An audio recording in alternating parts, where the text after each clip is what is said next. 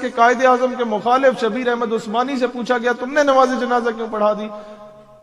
تو علامہ شبیر احمد عثمانی کہتے ہیں ہاں میں تو مخالف تھا، لیکن نماز جنازہ اس لیے پڑھائی کہ خواب میں حضور علیہ السلام کی زیارت نصیب ہوئی، ساتھ مسٹر جناح موجود تھے، رسول اللہ اشارہ کر کے فرماتے ہیں میرا مجاہد ہے، اس کی خیانت نہ کرنا۔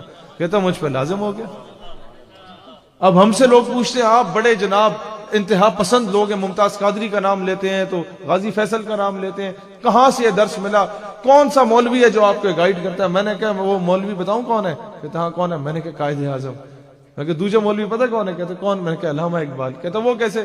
میں نے کہا غازی علم الدین کا کیس کس نے لڑا تھا اور غازی علم الدین ڈیفنس کمیٹی کس نے بنائی تھی؟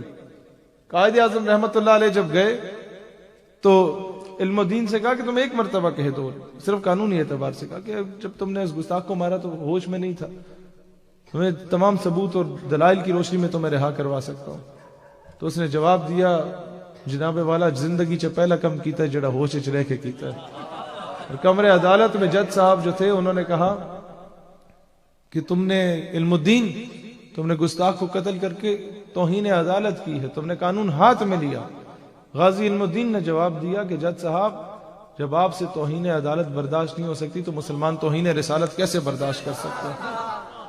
یہی بات آج آپ لوگ اپنے اکابر کی سمجھیں۔ اقبال رحمت اللہ علیہ نے ڈیفنس کمیٹی بنائی غازی علم الدین شہید رحمت اللہ علیہ کی، اور اس کے بعد آپ یہ دیکھیں کہ یہ چھوٹا طبقہ جسے کہا جاتا ہے، یہ طبقہ بیسیکلی ہے کیا؟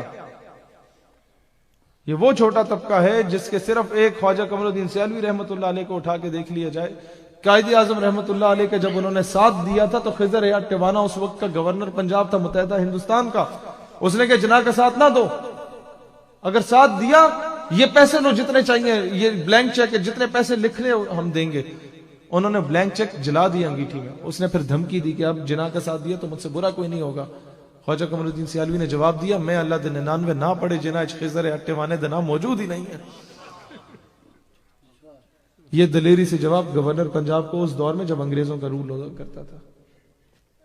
ہم لوگ تو آج کے ایسے چوکو کچھ نہیں کہہ سکتے، ہم لوگوں کا تو اسی وقت سافٹ ویئر اپڈیٹ ہو جاتا ہے، ایسے چودی کال آندی ہے تھے آنا ذرا ہندوستانی زی وقار ایسے دلیر لوگ ہوتے تھے، انہوں نے پاکستان بنایا، جنہیں یہ چھوٹا طبقہ کہتے ہیں نا، یہ چھوٹے لوگ۔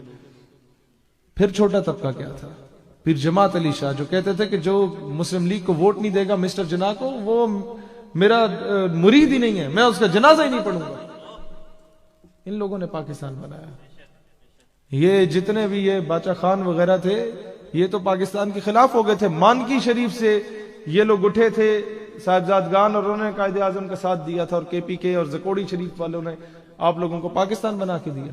پیر پگاڑا کی فوج جسے ہرز کی فوج کہا جاتا ہے وہ آج بھی افواج پاکستان کے ساتھ اولین صفوں میں بغیر تنخواہوں کے شہادتیں دیتی ہے۔ سندھ میں ان لوگوں نے دیکھا، بلوچستان میں خان آف کلات تھے، انہوں نے ساتھ دیا، اور وہ بھی حضور علیہ السلام کی بشارت کے بعد۔ اور پھر چھوٹا طبقہ کون سا ہے؟ جنرل ضیاء میں بہت عزت کرتا ہوں ان کی کچھ وجوہات کی بنا پہ، مرحوم ان کا اے ڈی سی آیا تو یہ کچھ تحریکیں ہماری مذہبی تحریکیں، تحریک ختم نبوت، تحریک نظام مصطفیٰ بڑے عروج پہ تھی۔ مولانا عبدالستار خان نیازی رحمت اللہ علیہ لیڈنگ اینڈ میں جو لوگ تھے ان میں ان کا شمار ہوتا تھا۔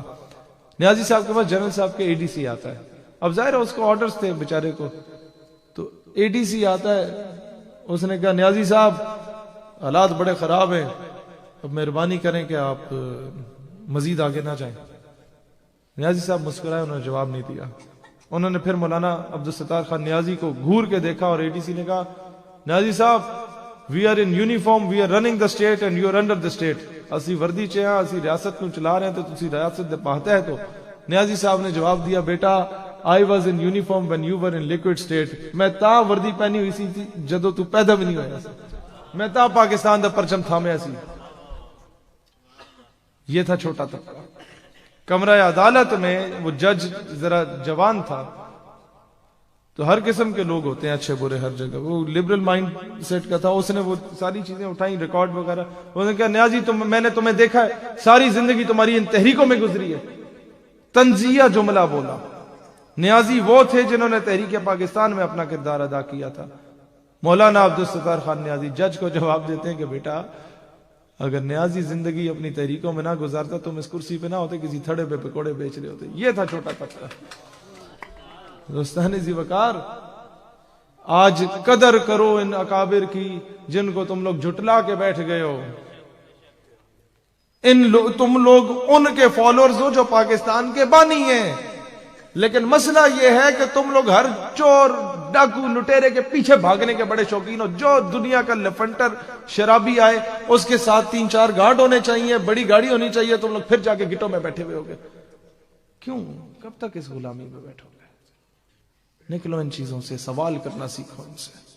برابری کی سطح